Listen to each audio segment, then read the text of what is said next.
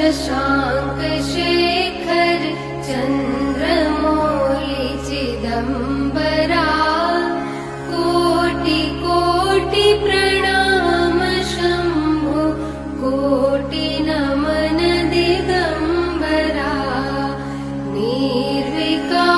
निर्विकारोंकार अविनाशी तुम्ही देवादिदेव जगत सर्जक प्रलय करता शिवं सत्यं सुंदरा आशुतोष शशांक शेखर